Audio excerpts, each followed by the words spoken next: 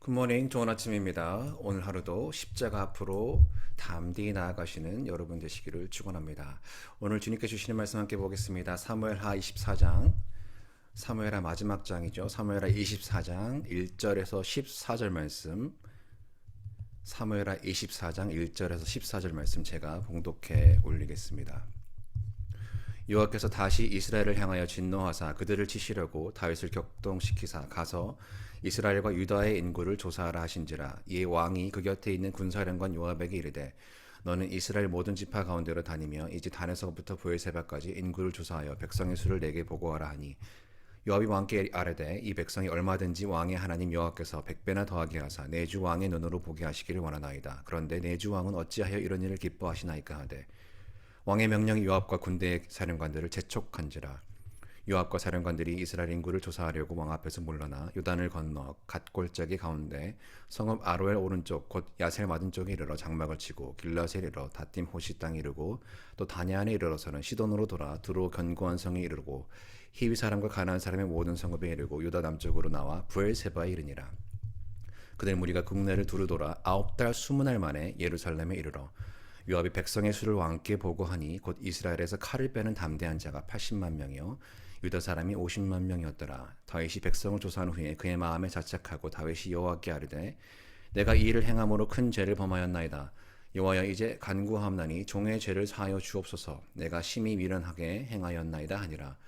다윗이 아침에 일어날 때 여호와의 말씀이 다윗의 선견자 된 선지자 갓에게 임하여 이르되 가서 다윗에게 말하시기를 여호와께서 이와 같이 말씀하시기를 내가 내게 세 가지를 보이노니 너를 위하여 너는 그 중에서 하나를 택하라. 내가 그것을 내게 행하리라 하셨다 하라 하시니 가시 다윗에게 이르러 아뢰어 이르되 왕의 땅에 7년 기근이 있을 것이니까 혹은 왕의 원수에게 쫓겨 석 달 동안 그들 앞에서 도망하실 것이니까 혹은 왕의 땅에 사흘 동안 전염병이 있을 것이니까 왕은 생각하여 보고 나를 보내신 이에게 무엇을 대답하게 하소서 하는지라. 다윗이 갓에게 이르되 내가 고통 중에 있도다 청하건대 여호와께서는 긍휼이 크시니 우리가 여호와의 손에 빠지고 내가 사람의 손에 빠지지 아니하기를 원하노라 하는지라. 아멘. 오늘은 모든 것이 잘 풀릴 때라는 제목으로 하나님의 말씀 선포하도록 하겠습니다. 우리가 성경을 읽으면서 잊지 말아야 할 것은요. 성경은 위인전이 아니라는 사실이에요. 위대한 인물 다윗, 그러나 사무엘하 마지막 장에 그려진 다윗의 말년은 우리의 기대와 달리 위대하지 않습니다. 왜 그럴까요? 그게 바로 우리 인생의 단면이라 그래요.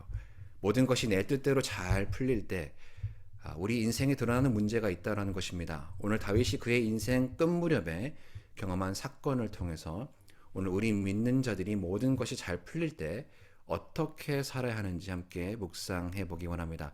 오늘 1절에 여호와께서 다시 이스라엘을 향하여 진노하사라고 되어 있죠.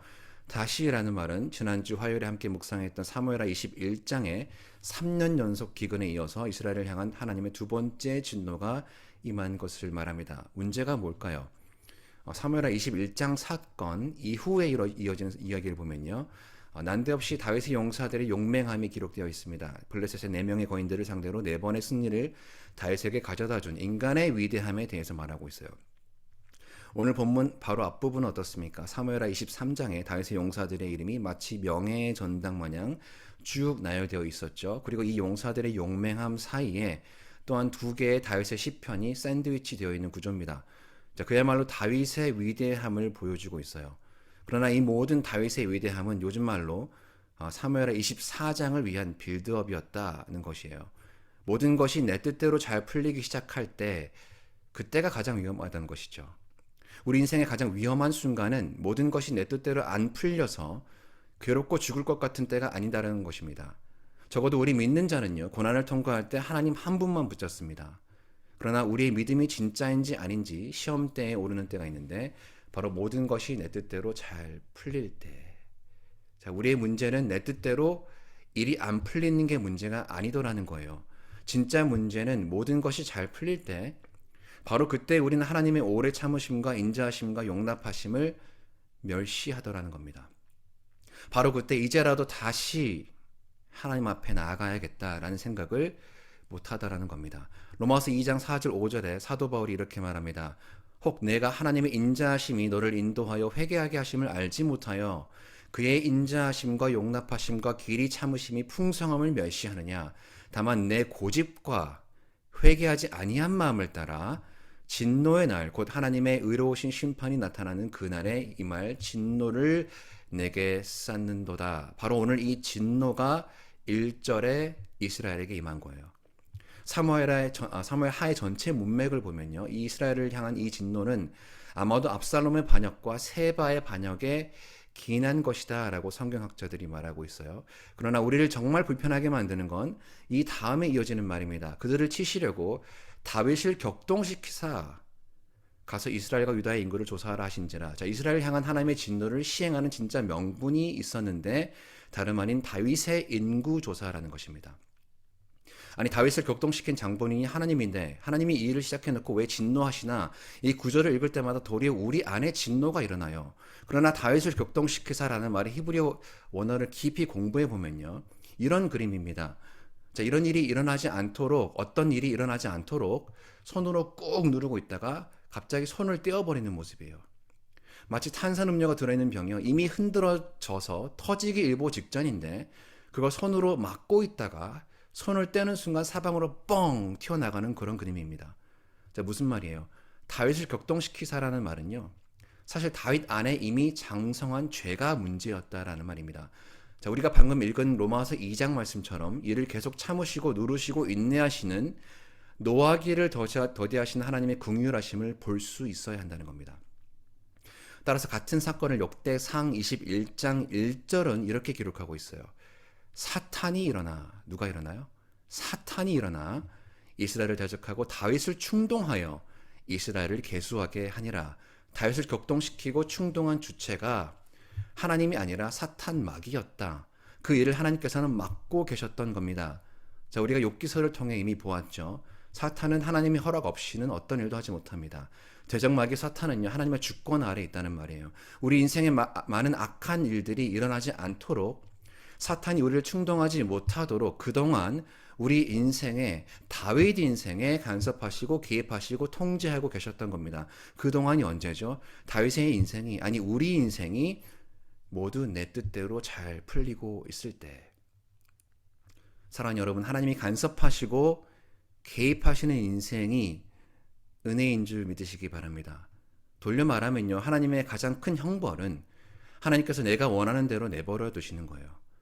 내 뜻대로 모든 것이 잘 풀리는 그때, 하나님께서 내버려 두시는 그때가 가장 위험한 순간일 수 있다는 겁니다. 하나님께서는 이스라엘과 유다 전체에 행한 다윗의 인구조사를 내버려 두십니다. 2절에 다윗이 군사령관 요압에게 명하죠. 너는 이스라엘 모든 지파 가운데로 다니며 이제 단에서부터 브엘세바까지, 자, 우리로 치면 할라에서 백두까지, 뭐 이런 말입니다. 인구를 조사하여 백성의 수를 내게 보고하라 하니, 인구조사가 뭐가 잘못인가? 자, 이런 질문이 들지 않습니까? 아니, 먹는 게 뭐가 나빠요?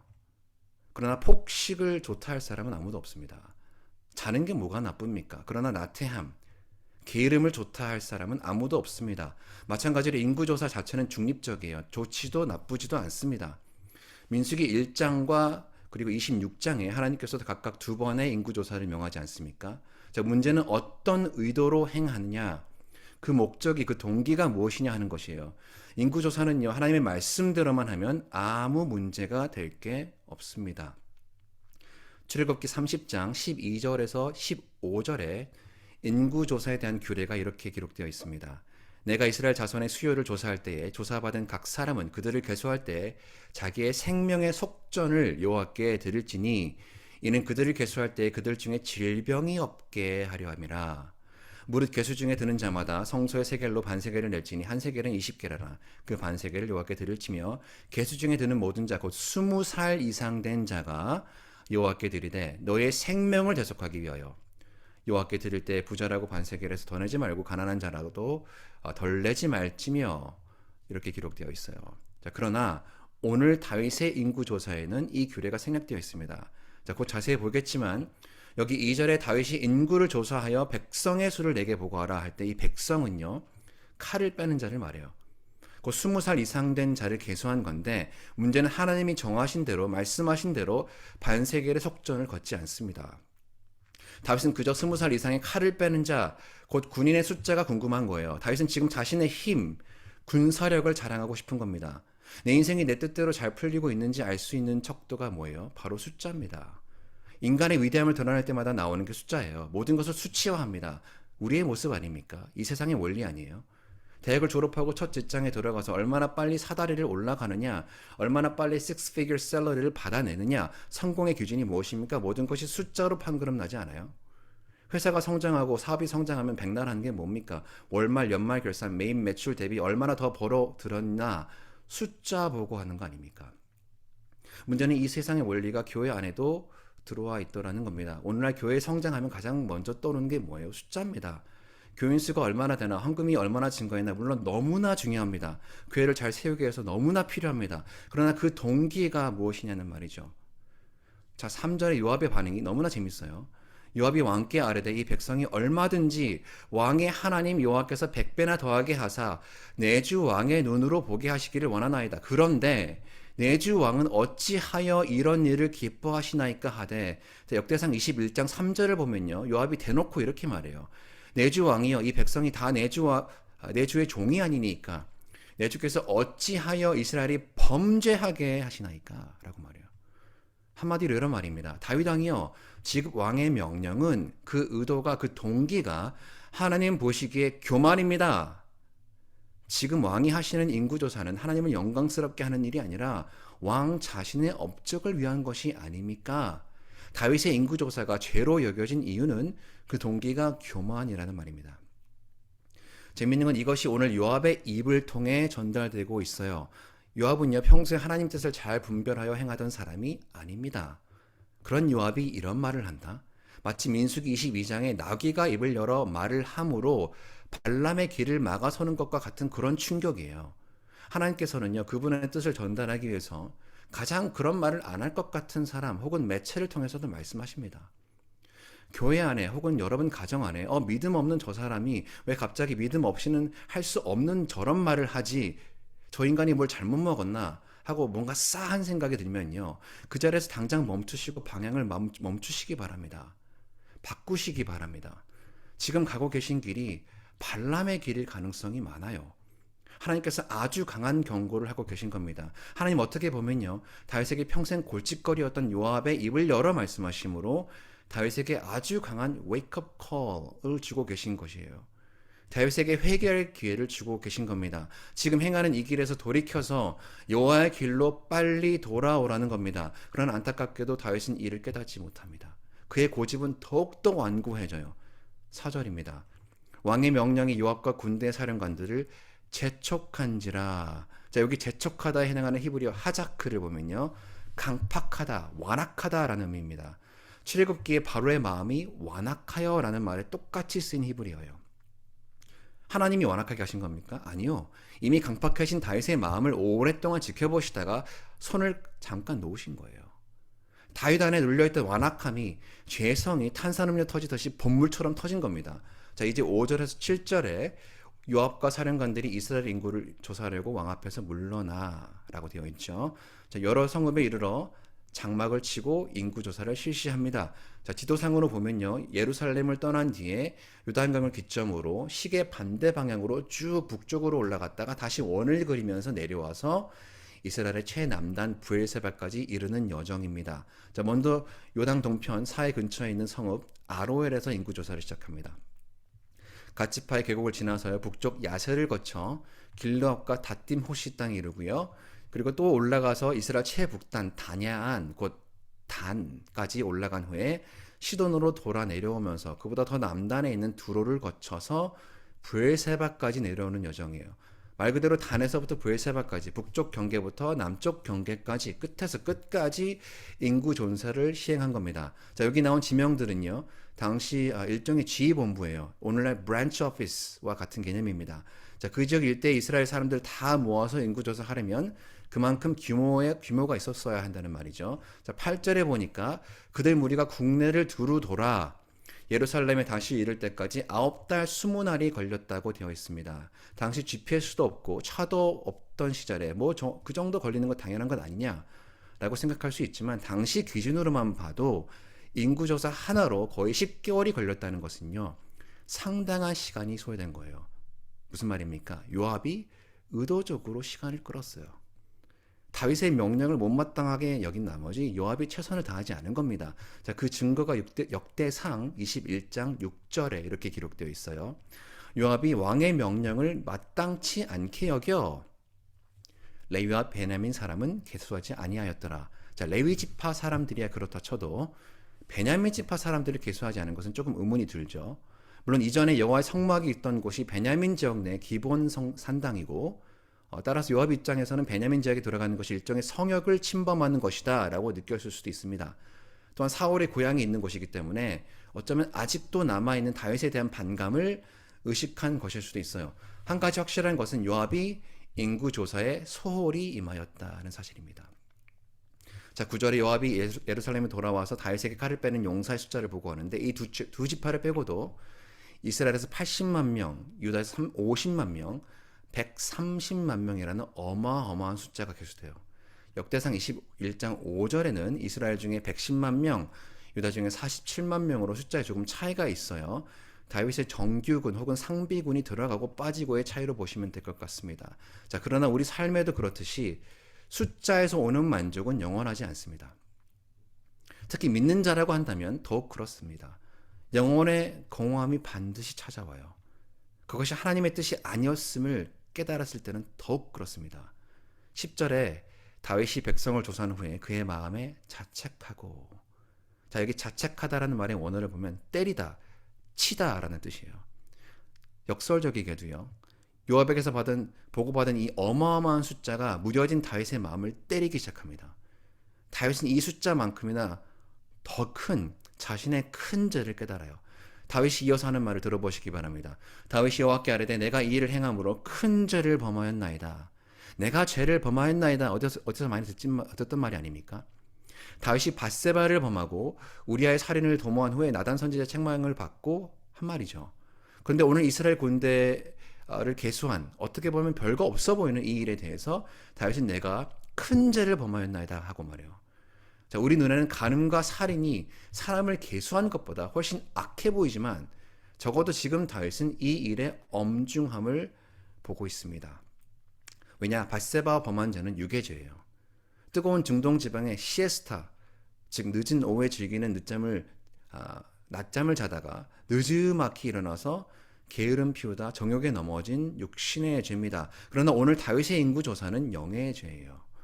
고의로 하나님을 대적한 죄입니다. 의지적으로, 의도적으로 고의로 지은 죄란 말입니다. 그 증거가 바로 인구조사에 소요된 9개월하고도 20일이라는 시간이에요.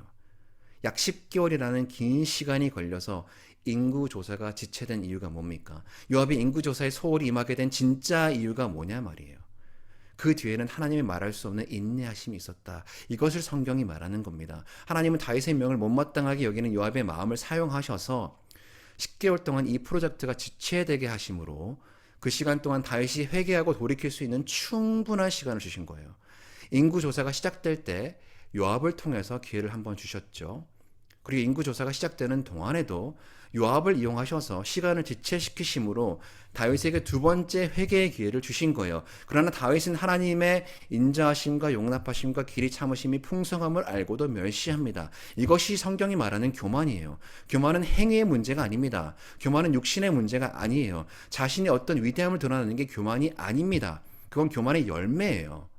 교만의 뿌리는 영의 문제입니다. 의도적으로 하나님을 대적하는 죄, 바로 우리 조상 아담의 뿌리를 둔 죄, 그것이 교만입니다.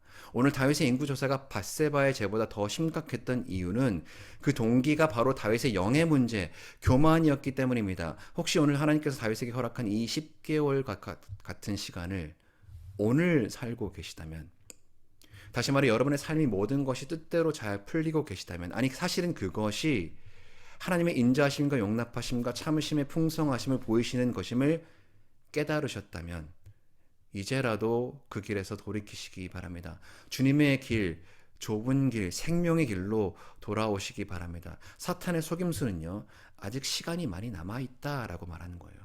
회개할 시간이 충분히 많다.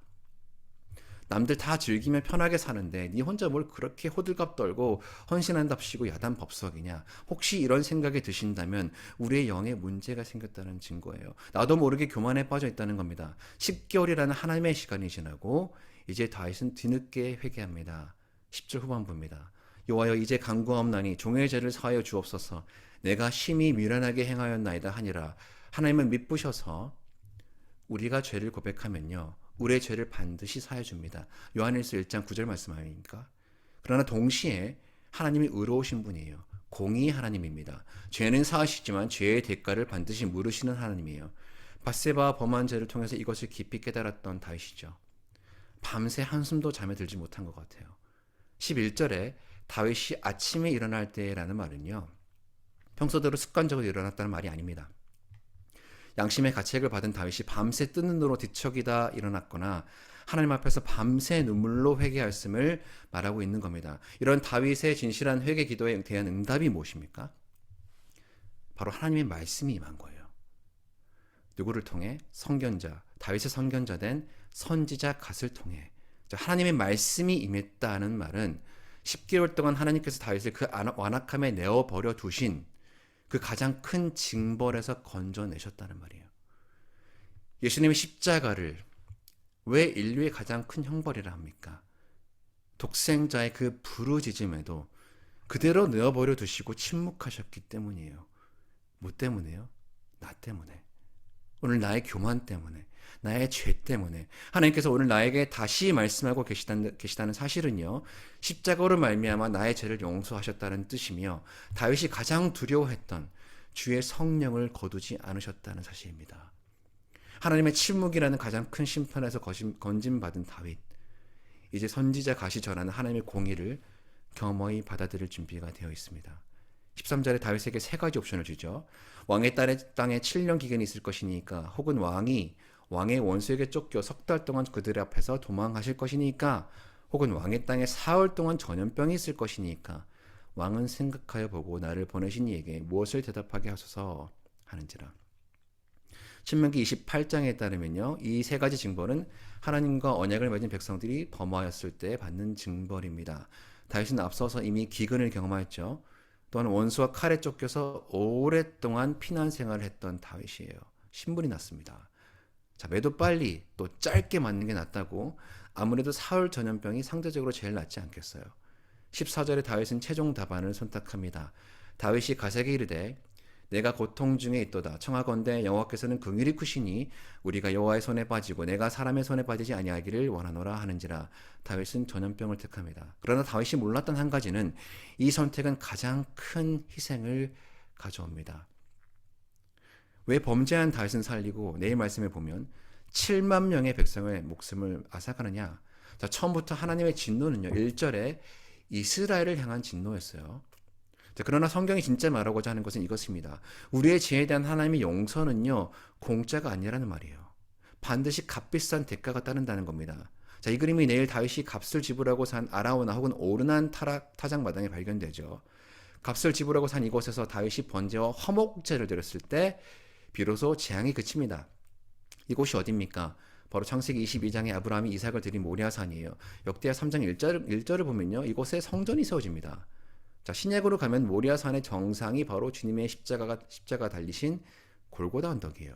자, 다윗이라는 인간의 실패 위에 아들을 내어드리는 하나님의 희생으로 성전을 세운 겁니다. 나의 죄를 그리스도 예수의 보혈로 덮으시고 나를 교회로 그분의 몸으로 부르시고 세우신 것입니다. 이것이 오늘 다윗 14절에 말한 여호와께서는 긍휼히 크시니라는 말의 의미입니다.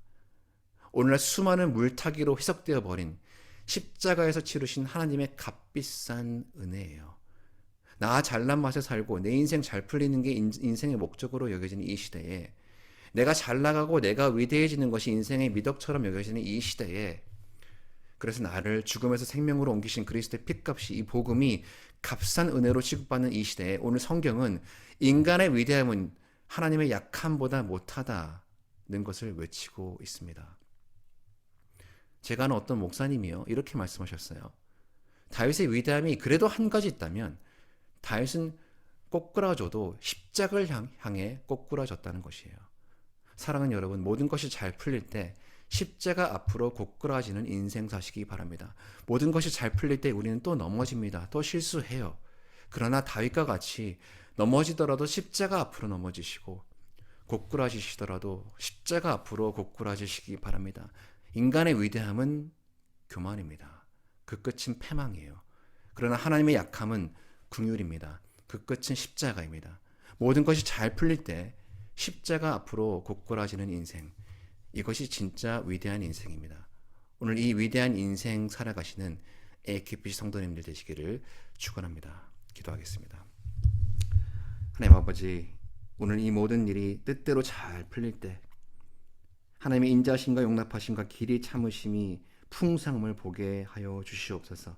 넘어지고 실수하더라도 십자가 앞으로만 넘어지게 하시고 나의 교만을 오늘 보게 하심으로 약한 데서 온전하여 주신 십자가의 능력만 붙잡게 하여 주시옵소서. 예수님의 이름으로 기도합니다.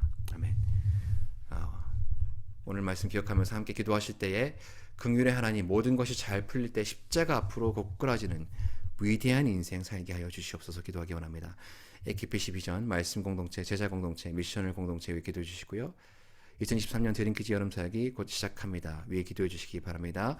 인도, 태국 이승현 선교사님, 그들의 자녀들의 진로를 위해 기도해 주시고요. 치유를 위한 기도, 하늘분들, 투병 중이신 우리 성도분들, 또 재정의 문제, 신분의 문제로 고통받으시는 우리 성도분들 위해 눈물로 기도하며 삶의 자리로 나가겠습니다. 기도하겠습니다.